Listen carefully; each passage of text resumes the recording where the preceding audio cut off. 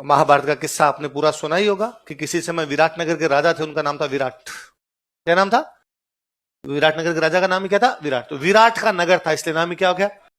विराटनगर हो गया। पांडवों के बारे में आप जानते हैं कि पांडव कौरव जब खेले और खेल के अंदर पांडव हार गए तो कौरवों ने कहा कि तुम्हें 12 वर्ष का वनवास और 1 वर्ष का अज्ञातवास दिया जाएगा। अज्ञातवास मतलब उसमें किसी को तुम्हारे बारे में ज्ञात होना नहीं चाहिए। यदि तुम्हारे बारे में पता चल गया किसी को तो पुनः 12 साल का वनवास और 1 साल का।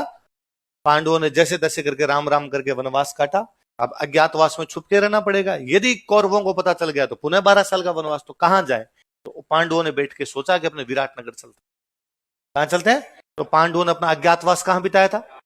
पर यदि अपने पांचों एक साथ जाएंगे तो कोई समझ जाएगा 5 है मतलब पांडव है, तो अपने अलग अलग जाते हैं, वेशभूषा चेंज करके जाते हैं। तो पांचों यहाँ अलग अलग वेशभूषा चेंज करके यहाँ पर रहने लगे थे।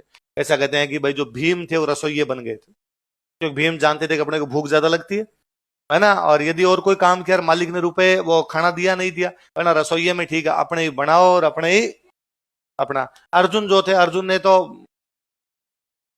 ट्रे की पूरा चेंज कर लिया, एकदम करण जौहर हो गए थे, है ना। राजकुमारियों को डांस सिखाने का काम करते थे। राजा विराट जो थे, राजा विराट की एक राजकुमारी थी, उनका नाम था उत्तरा। क्या नाम था? राजकुमार थे, उनका नाम था उत्तर, राजकुमारी का नाम था उत्तरा। तो राजकुमारियों को डांस सिखाने का काम करते, ब्रहनल्ला क्या नाम रख लिया। ऐसे सब भाई, द्रौपदी को नौकरानी बन गई, नकुल सहदेव कोई गार्ड बन गए, सब अलग अलग यूं काम करने लगे। उधर कौरवों ने कहा ढूंढो, दुर्योधन ने कहा ढूंढ के लाओ रे, कहां गए। और एक दिन द्रोणाचार्य ने समाचार दिया। द्रोणाचार्य ने कहा कि दुर्योधन वो पांचों के पांचों पांडव राजा विराट की नगरी विराटनगर में रह रहे हैं। आपको क्या पता यार, आई भी इतना काम तो कर ही रही है। इंटेलिजेंस से अपने को बताया कि वहां पर दुर्योधन ने राजा विराट को मैसेज किया कि राजा विराट, मेरे 5 लोग तुम्हारे राज्य में घूम रहे हैं, इनको पकड़ के मुझे सौंपा जाए। राजा विराट ने कहा भाई यहाँ तो कोई नहीं। राजा विराट सच्चा था बेचारा, क्यों उसको क्या पता ये 5 अलग अलग वेशभूषा में ये लोग हैं। तो उसने कहा यहाँ पर तो ऐसे कोई नहीं है। दुर्योधन ने वापस द्रोणाचार्य का, गुरु द्रोण सूचनाएं गलत है। गुरु द्रोण ने कहा कि ना, सूचनाएं पक्की है, पर वो चूंकि पांचों वेशभूषा छिपा के वहां पर है, भेष छिपा के वहां पर है, इसलिए उनके बारे में पता नहीं लग रहा। तो कैसे लगाए पता? ये काम करो, विराटनगर पर आक्रमण कर दिया जाए। और यदि सच्चा क्षत्रिय होगा तो कभी भी गायों की लूटपाट को बर्दाश्त नहीं कर पाएगा, इसलिए विराटनगर में क्या लूटी जाए।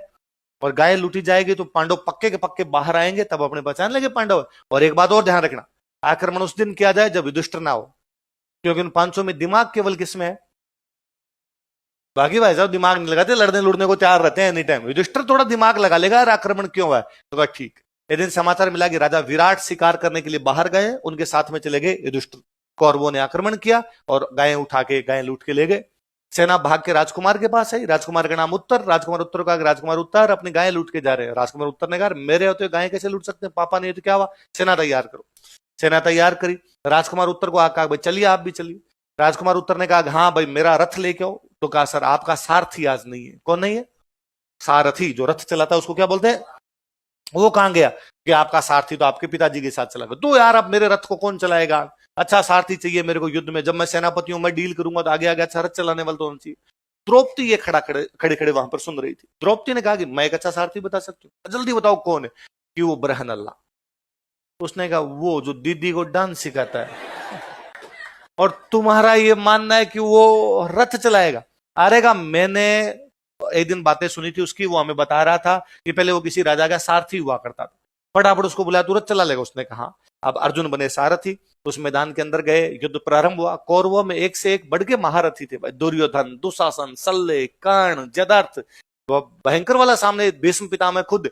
और जैसे ही वहां से बाणों की वर्षा होने लगी, राजकुमार उत्तर उत्तर दे गया। और राजकुमार उत्तर ने कहा गया गाड़ी मोड़ ले, गाड़ी मोड़ ले। अब अर्जुन ने कहा कि नहीं तुम सच्चे क्षत्रिय हो, तुम्हें लड़ना चाहिए। उसने कहा पंचायती मत कर, तू मैं जीता कर गाड़ी मोड़ दू। और जब उसने रथ नहीं मोड़ा तो राजकुमार उत्तर उतर के भाग गया। तो अर्जुन पीछे भागता है, अर्जुन पीछे भागे पकड़े कहता है कि तू तो खाली बैठा रहे और वहां पे बेटा बेटा झूठा मूठा यूं कर, बाकी लड़ाई मैं कर लूंगा। उसने कहा तू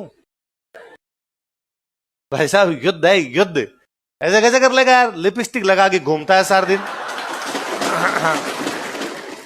अर्जुन ने कहा मैं थप्पड़ मारूंगा, मैं अर्जुन हूं, अर्जुन पांडु पुत्र अर्जुन। उसने कहा अंकल ये कब हुआ आपके साथ ऐसा? तू बैठ, तू चल गए।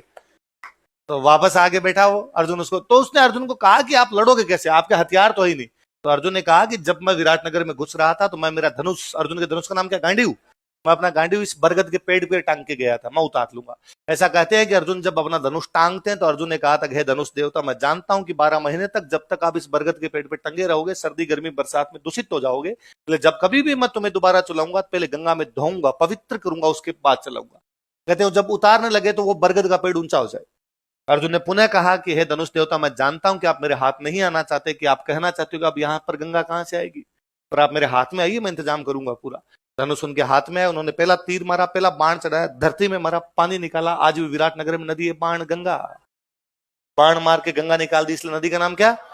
धनुष धोया, अर्जुन जाके बैठे। अर्जुन ने जैसे पहला तीर मारा, उधर से गुरु द्रोण ने कहा कि अर्जुन है, आपको क्या पता अर्जुन है कि नोट्स अपने हैं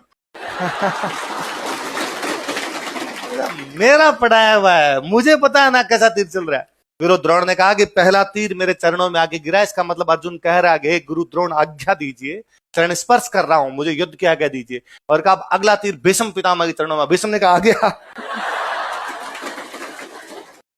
अब ये सो स्पष्ट था कि सामने से कौन लड़ रहा था? अर्जुन। उसने क्या भयंकर लड़ा, तितर बितर किया कौरवों की सेना को। उसने भागते हुए द्रोणाचार्य को अर्जुन पकड़ता है। अर्जुन पकड़ता है तो द्रोणाचार्य कहते हैं अर्जुन अब पकड़ने का क्या मतलब निकला, हमने तेरे को अज्ञातवास समाप्त होने से पहले देख लिया। अज्ञातवास समाप्त होना चतुर्दशी को, कब होना है? हमने देख लिया छठ को। कब देख लिया? 8 दिन बाकी है। अर्जुन ने कहा गुरु द्रोण, कौन इस बात को स्वीकार कर सकता है कि मैं ही अर्जुन हूं?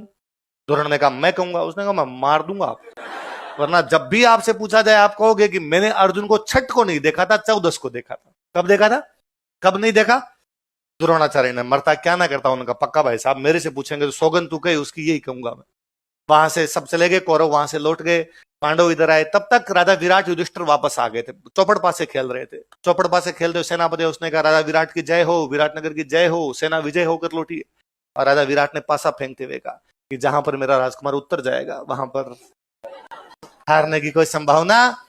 युधिष्ठिर को पता था पूरी बातें। युधिष्ठिर वापस पासा फेंकते हुए कहते नहीं, आज का युद्ध बरहनल्ला ने जीता है। और इतने में राजा विराट को इतना गुस्सा आता कि पासा उठा के वापस मारते हैं नाक पे, युधिष्ठिर की नाक तोड़ देते हैं। इतने में राजकुमार उत्तर को, और उन्होंने कहा तेरी औकात कैसे भी, तू उस बरहनल्ला के लिए कह रहा है कि वो मेरा बेटे से ज्यादा अच्छा तीरंदाज और उसने जिताया होगा।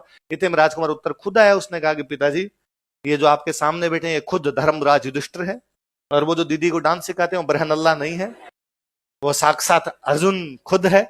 और जब पता चला तो राजा विराट ने माफी मांगी, और राजा विराट ने कहा यदि अर्जुन अपने को युद्ध जिता के लाया तो मैं मेरी राजकुमारी उत्तरा की शादी अर्जुन के साथ करूंगा। अर्जुन ने कहा नहीं भाई साहब, अनमेल विवाह नहीं है ना, एज गैप नाम की भी कोई चीज होती है। इसलिए अर्जुन ने कहा कि मेरे बेटे के साथ उत्तरा की शादी कर दी जाए। इसलिए उत्तरा की शादी बाद में की गई थी अभिमन्यु, किसके साथ? अभिमन्यु के साथ में की गई थी। और अभिमन्यु और उत्तरा से बाद में बैठे हुए थे परीक्षित। कौन हुए थे? परीक्षित हुए थे। परीक्षित हुए थे इसलिए हस्तिनापुर के सम्राट बाद में कौन बनते हैं? परीक्षित, जिनकी कहानी हमने एक दिन पहले पढ़ी थी कि परीक्षित सांपों के काटने से मर गए थे। उनका बेटा था जनमेजय। क्या नाम था? मैंने बताया था, डेगाना के पास आज भी एक पहाड़ी को जाना जी की पहाड़ी के रूप में जानते हैं, बताया था। तो विराटनगर की पूरी कहानी है महाभारत के अंदर कि किस प्रकार राजा विराट के यहाँ पर वो अपना अज्ञातवास काट के गए थे।